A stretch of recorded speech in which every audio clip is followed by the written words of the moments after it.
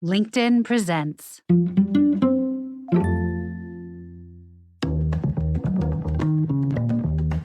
For all of us, it's about predicting where the consumer is going and getting half of it right. One of the things we want to do is create ads that don't suck.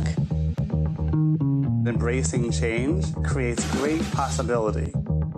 I'm Alan Hart, and this is Marketing Today. Today on the show, I've got Ben Mand. He's the CEO of Harmless Harvest, a pioneer in the U.S. refrigerated premium coconut water and plant-based dairy products. Harmless is built on a fundamental belief in constructive capitalism, an ecosystem-based approach to business that integrates all the stakeholders to deliver better products and outcomes for all. During his time at the helm of the company, he's more than doubled the business in 4 years. Ben has successfully transformed Harmless Harvest from a brand solely focused on coconut water to a leader in premium functional beverages and plant-based dairy. After only 3 years, new beverage and plant-based dairy products represent well over 20% of the company's sales. Harmless Harvest has radically streamlined its supply chain, reducing manufacturing costs in Thailand and the US by 50% per unit, and ultimately transforming an unprofitable business into a durable and scalable one. Ben's commitment to the company's mission-led objectives has resulted in over $1 million invested in Fair for Life and community support initiatives, a transition to regenerative organic agricultural practices, and bringing Harmless Harvest dramatically closer to its goal of 100% zero waste. So I hope you enjoy this conversation with Ben Mand. Well, Ben, welcome to the show. Thanks. I'm excited to get started and talk about the business and the growth that you guys are experiencing. But before we go that, I hear you are Phoneless and in London. Yes. What happened? Yes, it's a funny story and kind of a little annoying, but I was out for dinner last night and was walking back to my hotel. I was at a busy intersection, a lot of people kind of bumping, and some guy bumped me, said something, and I didn't think much of it. I walked a block and I realized, wait a minute, my phone is not in my pocket, in my vest pocket. And I immediately turned around and went back. And of course, I didn't recognize anybody. Everybody's gone. And so, yes, I am without phone. I've canceled my phone and my Apple Wallet attached to it. So my credit cards and ID. And I've navigated today without a phone, and that my phone is really my watch as well. So I made my 9 a.m.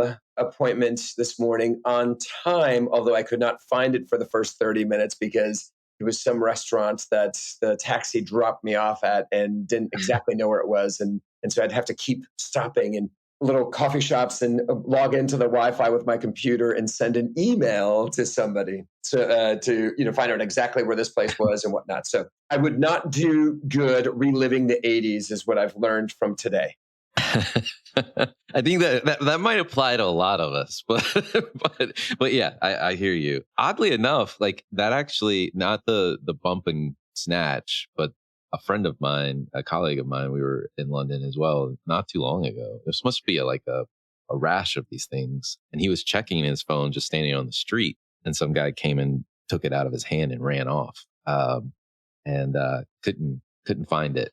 Caught the guy and police got involved. But the phone, I'm guessing he handed it off to somebody else as he was running. Yes. Yeah, evidently it happens a lot around here.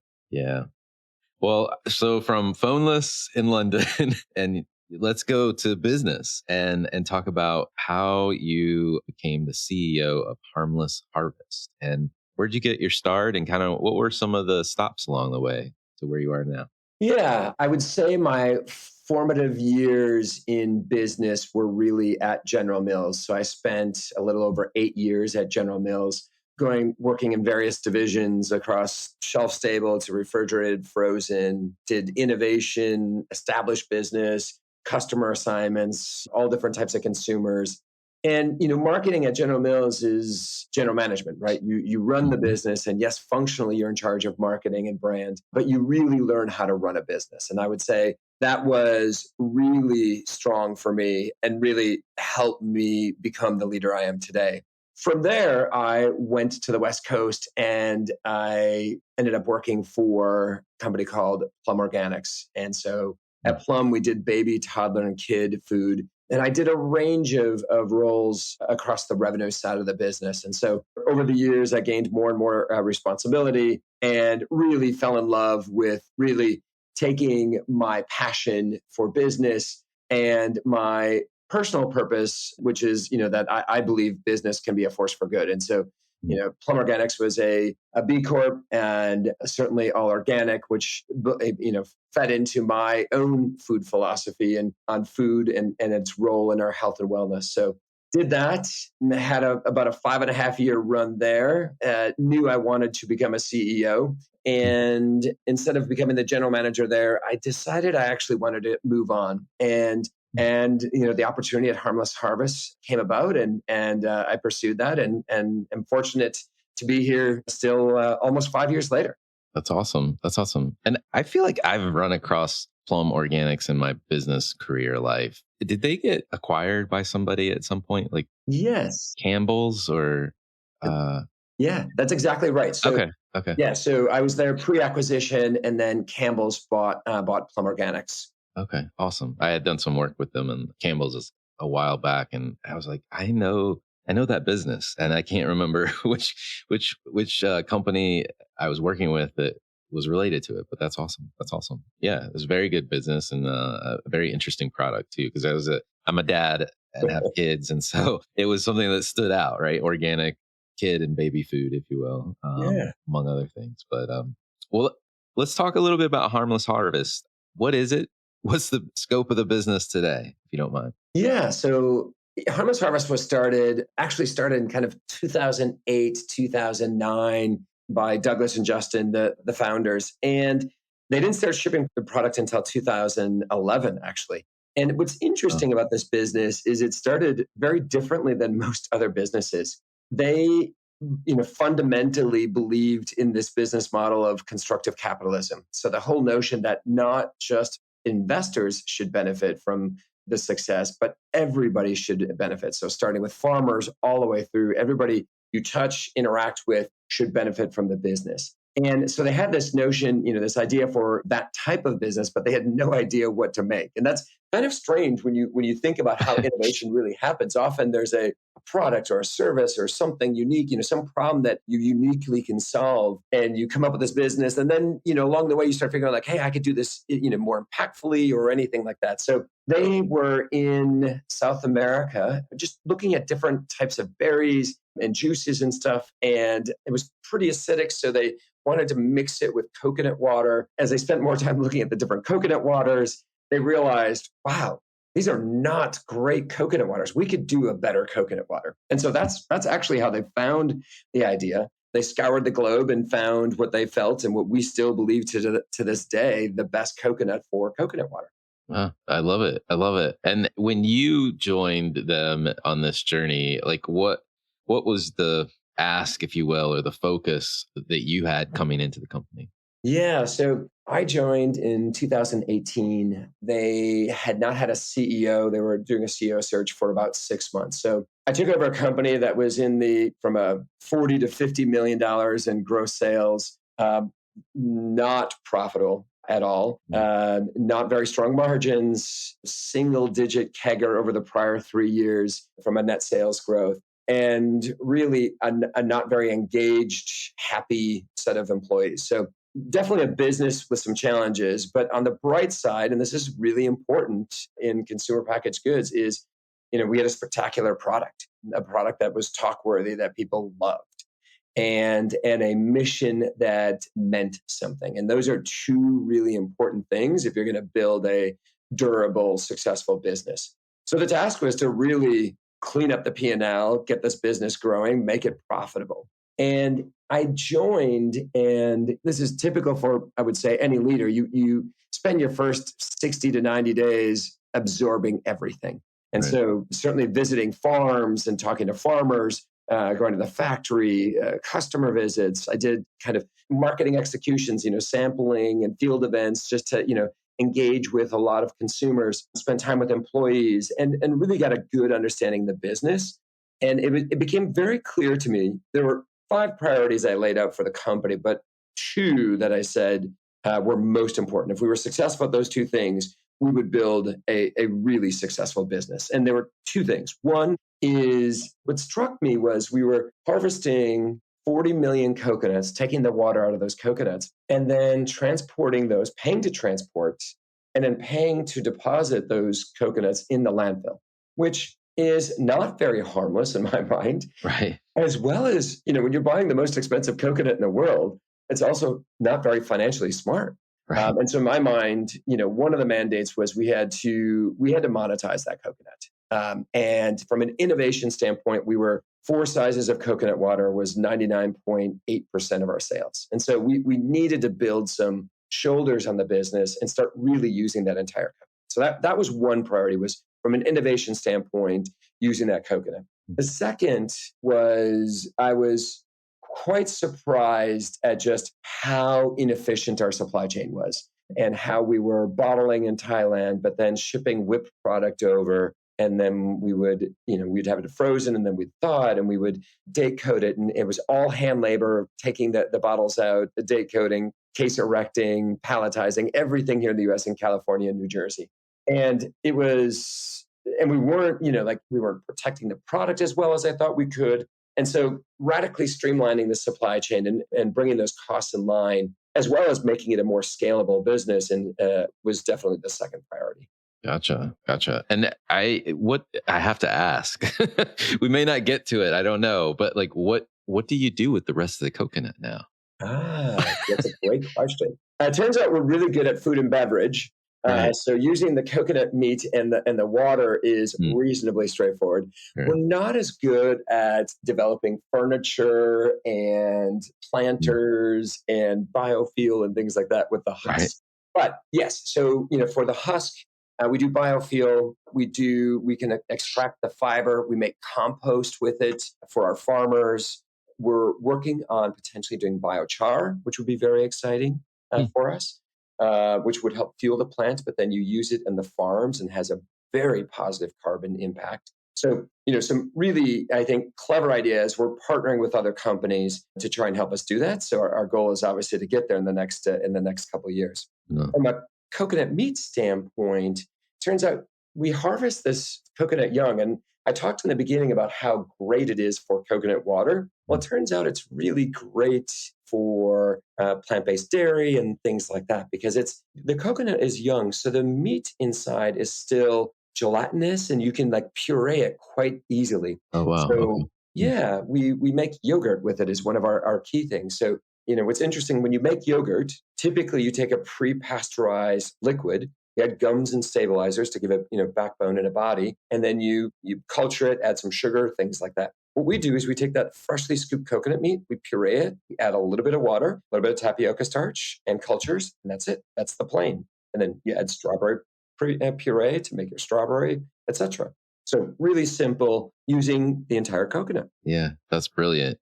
Well, I know we're going to talk about your expansion and the product innovation in a minute, but I have one more question around. You got started, you're doing all this insight, you're listening, learning the business. You came up with these 5 priorities, 2 of which you talked about. And you mentioned earlier, at the core of the business was just a great product. And was that the insight that you were working from to kind of start to build the business around? Or was there anything else as well that you were working with? Yeah, I mean, the first and foremost is when you have one great product, you then oftentimes with consumers have permission to launch other items, so long as you can make great items and it right. Certainly fills a need. But consumers are willing to give you a try because they love your current product so much. So you just have to make sure you get that right and the product makes sense. As I got further into it, I realized how special this Nam Hom coconut was, both from not only the water, but then as I just talked about, the coconut meat and how that lent itself to a lot of different applications. All right, well, let's talk about, you're working with this coconut. You found out that the meat of the coconut had other uses. I imagine you could go a lot of different directions. Yogurt would be one, but that's probably not the only one. How did you think about, or how did you focus that new product innovation and the build out that you're focused on? Yeah, that's a great question. One of the things, and I think this is just for any leader or even founders, as you're thinking about innovation, you're thinking about what you should do, is there's this need to kind of create meaningful new items. And sometimes they just kind of flank around your core set. And in other cases, you launch into a wholly new category. And that is a big decision because you have to talk to new buyers. Sometimes there's a different route to market. Like it can get complicated, and you can quickly lose money if things don't go well. And for us, we debated whether we stay purely in beverage and there are a number of items we do using the coconut meat in beverage, or do we, in addition to doing beverage, we launch into plant-based dairy. And when we looked at the landscape of plant-based dairy, we felt that while it was, like a little less focused and opening up a whole new front from a competitiveness standpoint, we felt that there were many, if not all of the yogurts, the plant-based dairy yogurts, were not very great items, right? So, they may have had some functional benefits and they were plant-based, but most of them didn't taste very good. And we really felt that there was an opportunity to do a very premium, high quality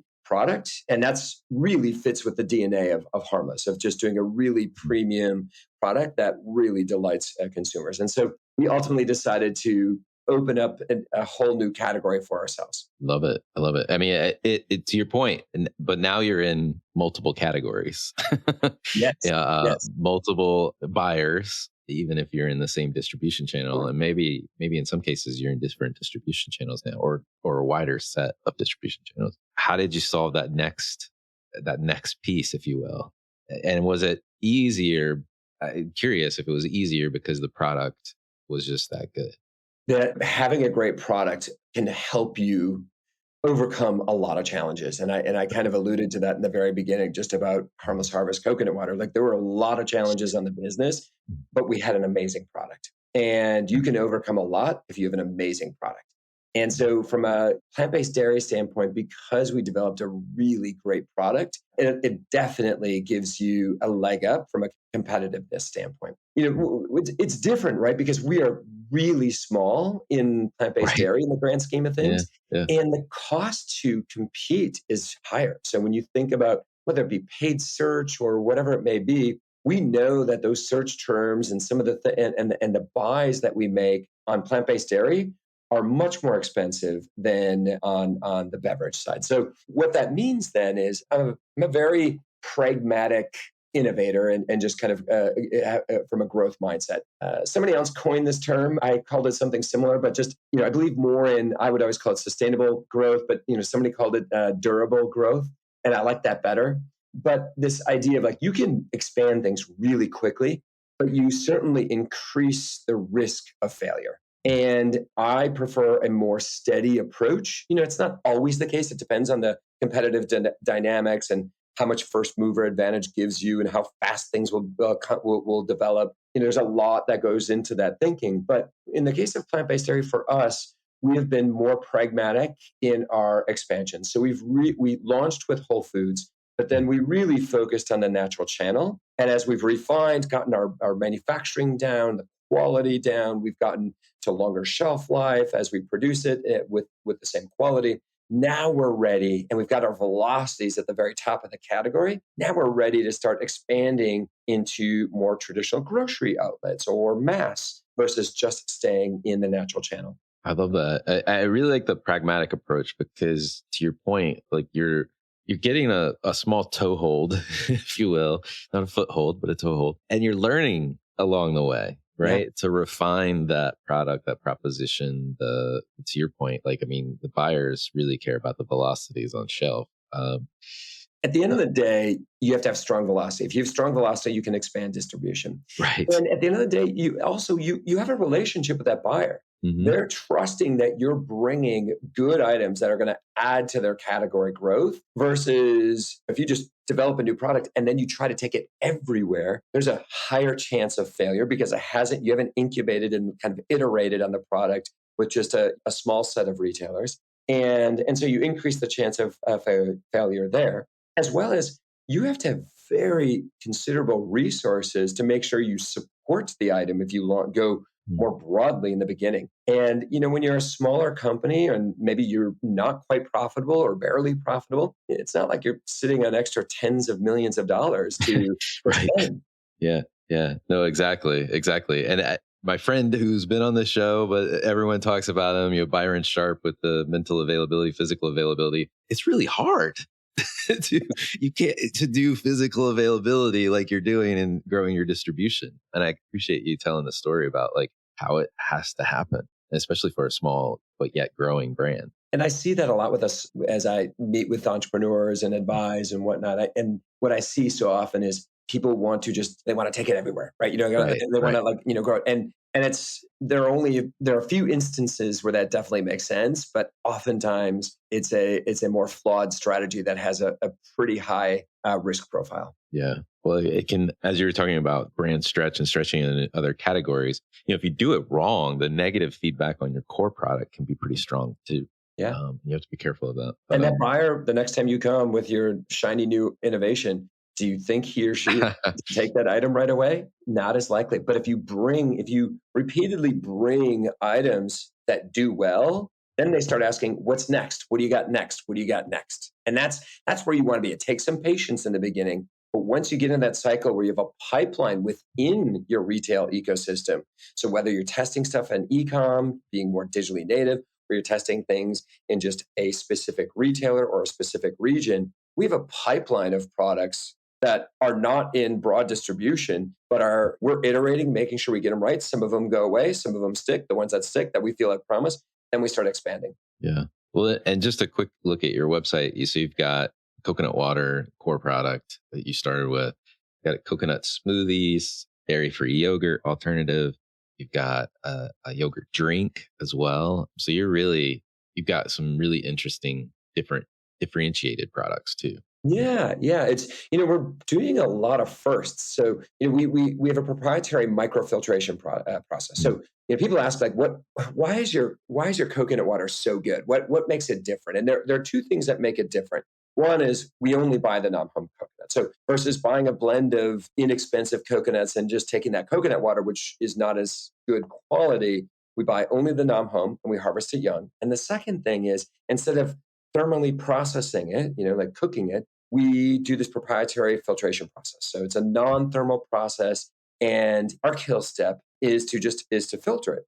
So, what you're left with is an amazing product. Well, it turns out, you can filter coconut water, but when you want to do coconut water with pulp doesn't exactly go through the filters. So that took us a few years to be able to do because we had to invest in some special capital to be able to still microfilter, but then dose in the little dices of coconut meat so you can have coconut water with pulp.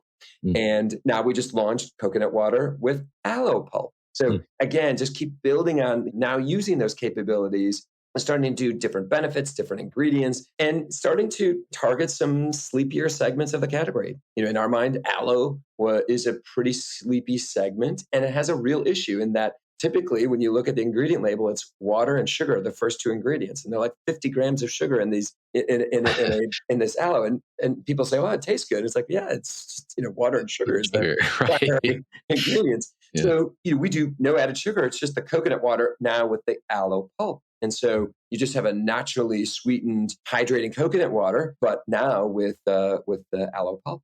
Love it. I love it. Well, it's amazing that just like the product invention process that you've gone through. What's been the results on the business? How is business today? Business is really good. I would say, if you fast forward to today, more than 20% of our sales are now coming from things outside of just pure coconut water. We are, right now we're tracking at almost double our gross margins than we were 4 years ago. Nice. We're profitable for the first time, and employee engagement is really strong. We've built a really good ecosystem that people really enjoy. It's, kind of a work hard, play hard, so to speak. It's a very safe, kind of like trusting, open, candid kind of environment. That's, really, frankly, you need to be innovative, to make good decisions. And from a mission standpoint, I'd say we were doing some good things then, and we're doing amazing things now. So we've made one of the first decisions I made on the business was to start transitioning the company to regenerative organics. So I made that decision in 2018. when the company was still very unprofitable. And I committed long-term dollars. In fact, we'll spend millions of dollars to transition. But we now have 25% of our farms are already leveraging regenerative practices. So we've got beekeeping, nitrogen fixing cover crops and cash crops, composting, things like that on the farms. By the end of this year, we hope to be at 50%. Wow. We transitioned all of our beverages back in 2021, the bottles to all recycled PET, so no virgin plastic. And so, certainly addressing that waste issue by making sure that the plastic is recycled and that we only use recycled plastic. We now have reached, I think we're now over 40,000 community members that have impacted by Fair for Life. We've got a price floor that we will not go below, and we set aside money for every coconut we buy. So yeah, we've really come a long way and really driving impact, both top line and literally all levers, right? Top line, bottom line, and community and environment. I love it. Well, let's talk a little bit about the marketing aspects and the campaigns and the go-to-market activity to make this stuff fly off the shelf. So can you share some examples of the type of marketing that you've been doing?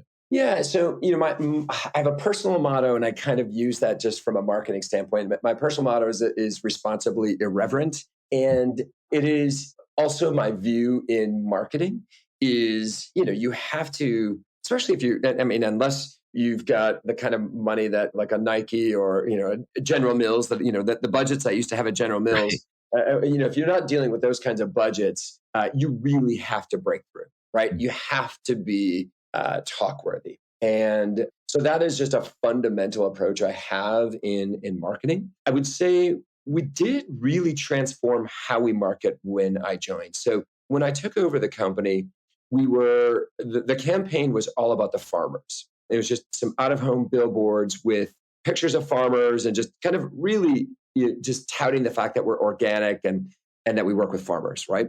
Right. And for me, it didn't make a ton of sense because, first of all, Harmless Harvest as a brand name already conveys quite a bit. Right. And the moment of discovery and trial is not about the farmers, it's actually about hydration and the quality. And what keeps people is that great quality, but also what we stand for. And so the message of, like the reinforcing our mission credentials is great for driving even stronger loyalty, but also advocacy. People talk, people share, like tell their friends, whoever it may be, when they find a product that's not only tastes so amazing, but then reflects their personal ideals of doing right by environment, doing right by communities. And so that was the first fundamental shift that we made was we needed to really get back to kind of that point of hydration and start building more of a lifestyle brand. And so with that, there are a couple things that I would say I think is important. One is, and I've felt this from my time at Harmless, is we're past the point of interruption-based marketing.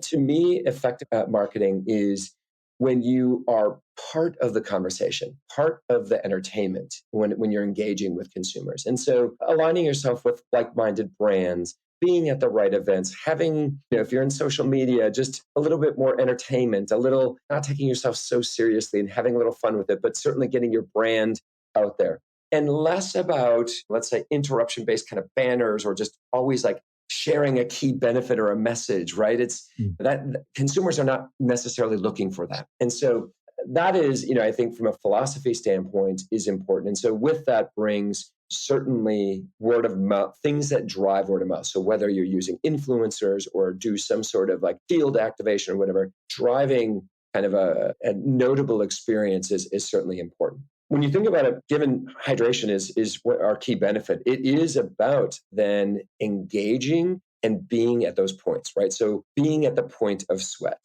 or being there late night or early morning when you maybe had a few too many drinks and are looking to kind of deal with that hangover or head off a hangover. And so, some of the campaigns we've done have really targeted that with whether it be sidewalk art or stickers, posters in bars or places where people are consuming alcohol. certainly social media and digitally targeted, both when you're in and around a bar or a place of where you're consuming, with just witty, fun kind of content.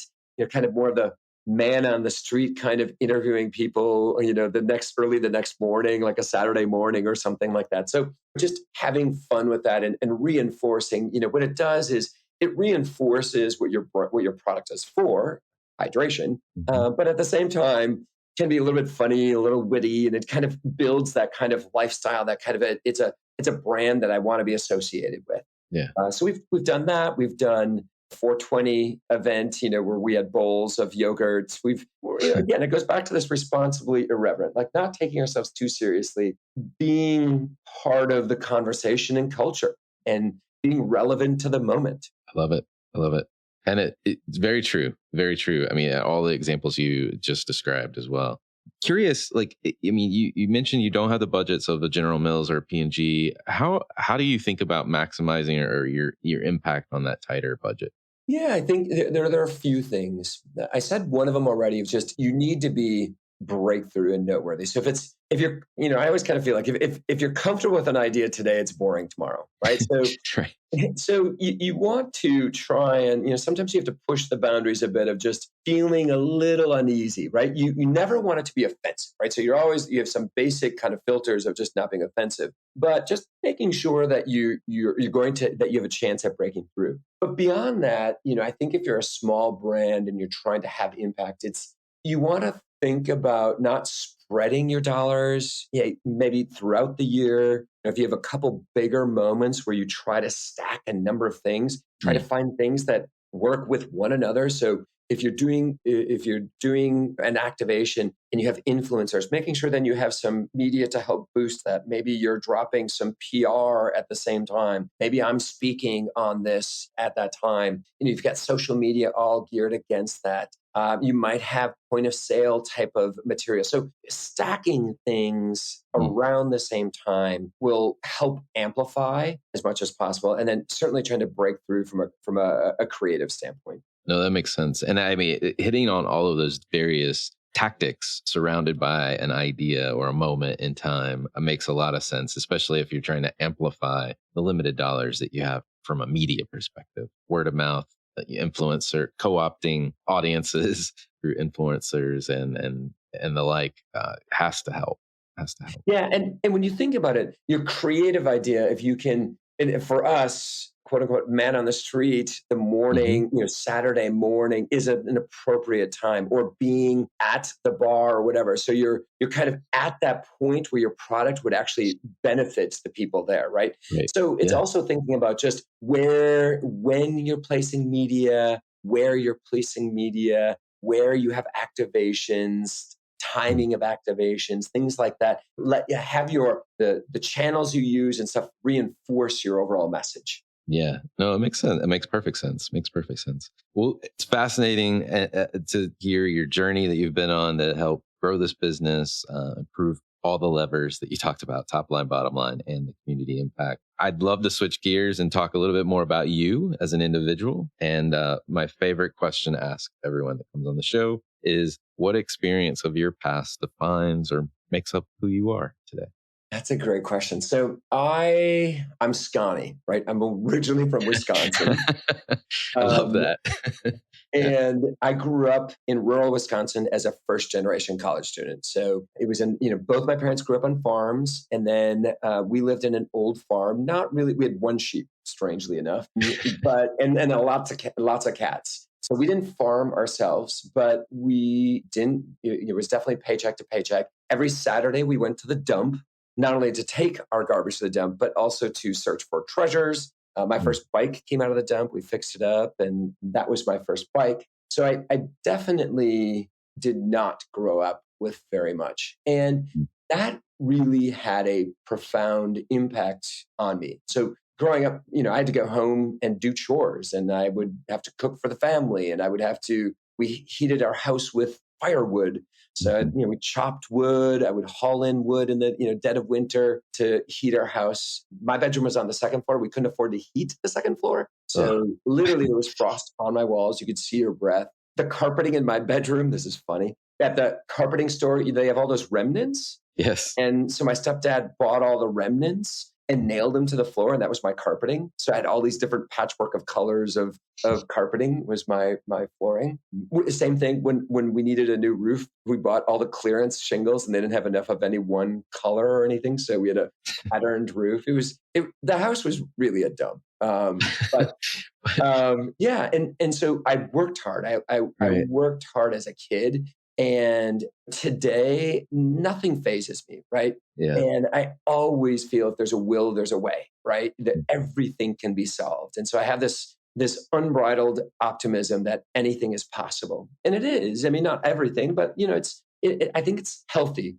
Now, I have to surround myself with some people who are more realistic and whatnot. And I think as leaders, it's always important to surround yourselves with people who have complementary skills. And so that tireless work ethic and making things possible and stuff like that has really served me well. Oh, I love it. I love it. And thank you for sharing. I mean, it's where we grow up and how we grow up, I think defines more of us than we like to let on to some days. And it definitely sounds like the scrappiness, the perseverance and the eternal optimism of things can go the way you want them to go definitely came out from that.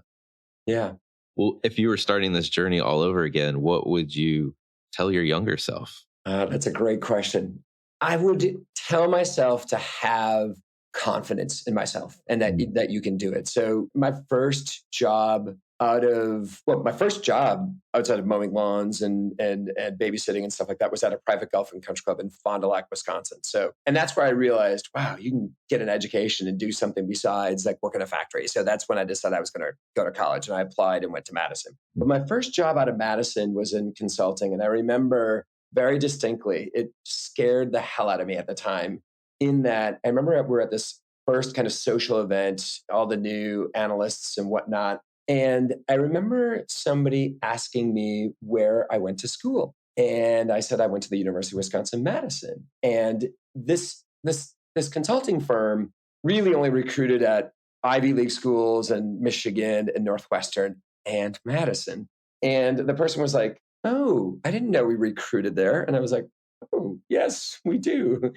And I remember she's saying to me, well, I guess it's pretty good for a public school, isn't it? And I was like, I was so intimidated, right?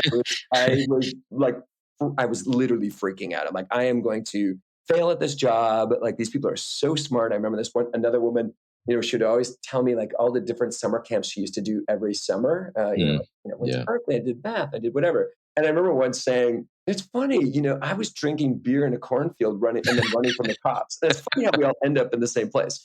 So what I would tell myself is, don't be kind of intimidated by that, and just have confidence in yourself. And I definitely learned over time that I didn't have to be intimidated, and that I'm also a smart person.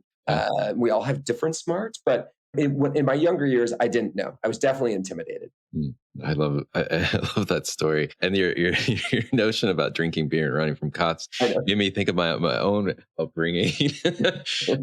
I didn't grow up maybe as rural setting as you, but definitely small town in the South in North Carolina, and there are many weekends of sorry, Mom, if you're listening, but drinking beer and doing mudding with our 4-wheel drive vehicles, which I did not own one because I was not privileged enough, but riding along with other people. And one night the cops came, so we got a little talking to. But it was a small town, so they let us go with the stern talking to. But it's certainly if my kids hear this or something, I will deny it. Yeah, exactly. I don't know what you're talking about. It was some other man, but awesome. Well, on a marketing front, to round out this interview, a couple more questions. Curious if there's like a topic that you're trying to learn more about, or you think marketers just need to know more about. I think how do you leverage technology to more seemingly authentically, like be in the right places and be part of the conversation, right? In the sense of, I talk about like, it's not interruption-based marketing. It's about being relevant in the moment, being thoughtful, being funny, being whatever at the right moments. And being able to do that in a digital ecosystem seamlessly with then live events and things like that I think are really important. And I think that is paramount to really building a successful lifestyle brand. And so understanding how technology and how all of that can be done to drive that impact. Love it. And I don't know if there are personally on your side, like brands or causes or companies that you follow, you're trying to take notice of or think other people should. Anything come to mind? Yeah, I mean, I don't know. I feel like this is an obvious one, but Patagonia. I mean, Right. I do believe. So one of the things that also sticks with me, just from being a kid, is like I'm a maximizer, right? So I feel everything's possible, but I also, like I try to get everything. I don't waste anything. Nothing in the refrigerator gets wasted, much to my family's chagrin. So I do fundamentally believe businesses can have a positive impact and can be successful. And I think Patagonia certainly embodies that through and through, and is probably the most famous brand with that regard. But I think there are so many other companies out there as well, and Harmless is one of those. And that guy did not found it, and so the makings were there. But I'd like to believe that I have a strong hand, and my team and I have a strong hand in furthering its impact. Yeah, no, I love that. I love that. And if you like Patagonia, I've said this to other folks that reference them as well. You should check out a company called Cotopaxi. Yes. They have a fantastic business, I think pretty similar in philosophy to Harmless Harvest. So definitely somebody you should check out. And the founder was on the program years ago. So he's a pretty interesting character just in and of himself. Well, last question for you. What is the largest opportunity or threat facing marketers today? Listen, at this point, in some regards, I feel like I'm a dinosaur, right? When it comes to marketing, right? Yes, I get strategy and creative and all of that type of stuff. And I understand the types of levers. But the people on the front lines of marketing, as they're working with influencers in the various aspects of influence and digital and whatnot and social media, they are critical. And I think sometimes we as more seasoned marketers, I think there was a time, probably decades ago, but certainly there was a time where the most seasoned was the wisest and the best and the smartest person in the room. And those days are gone, right? And I think as you move along in your career, I think it's important to really make sure that you're asking good questions, you're aligning on strategy, aligning on kind of what the impact you're trying to make or the desired outcome. But then you really have to rely on the teams on how to build it, how to do it, how to execute it, because the types of tools and the types of things you do change so quickly, and you really have to just hand it over to them to do. And you just kind of iterate and keep getting better and better. And so marketing to me is a muscle, and it's a muscle that the organization has to build. Whereas in the past, I think that muscle really resided with the most senior people. And now I think it's, with the broader organization and very much at the front lines. Love it. Well, Ben, thank you so much for coming on the show. It's been a fascinating conversation. Yeah, thanks for having me. Hi, it's Alan again. Marketing Today was created and produced by me with post-production support from Sam Robertson. If you're new to Marketing Today, please feel free to write us a review on iTunes or your favorite listening platform. Don't forget to subscribe on marketingtodaypodcast.com. Tell your friends and colleagues about the show. I love hearing from listeners. You can contact me at marketingtodaypodcast.com. There you'll also find complete show notes and links to what was discussed in the episode today, and you can search our archives. I'm Alan Hart, and this is Marketing Today.